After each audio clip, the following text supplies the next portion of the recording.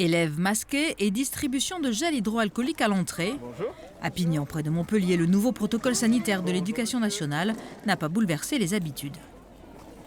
J'ai entendu dire que maintenant, à partir de 6 ans, il fallait qu'ils gardent le masque tout le temps, extérieur, intérieur. Après, pas plus, quoi. On sait qu'effectivement, dès le premier cas, heureusement, la classe ne ferme pas. Ça, c'est vital quand même pour les enfants. Et puis aussi, c'est vital pour les parents pour qu'ils puissent aller travailler. La règle semble simple, plus de fermeture de classe en fonction du nombre de cas Covid, mais une multiplication des tests pour les élèves. La réalité est bien moins facile à gérer. Les directeurs d'école ont reçu les consignes ministérielles vers minuit. Difficile ce matin de répondre à toutes les interrogations. J'ai déjà des questions de parents qui sont positifs et qui me demandent est-ce que mon enfant est isolé 15 jours, est-ce qu'il doit revenir. Donc voilà, j'ai 36 pages à lire pour vérifier, appeler le médecin de l'éducation nationale.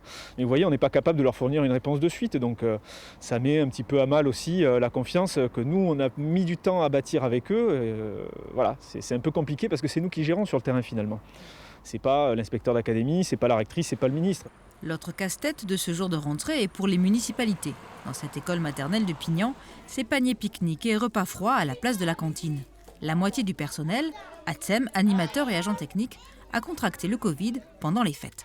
Là, aujourd'hui, des élus se sont proposés, du personnel municipal s'est proposé pour venir bénévolement encadrer, aider les enfants à la cantine, aider le personnel qui reste en bonne santé, on va dire. Voilà, donc il y a une solidarité qui joue et on peut le comprendre. Cette solidarité va permettre de maintenir cantine et accueil périscolaire toute la semaine. Pas sûr que toutes les communes puissent pallier aussi bien les absences des personnels. Quant à l'éducation nationale, elle ne pourra pas remplacer tous les enseignants malades. Pour les parents, le mois de janvier s'annonce compliqué.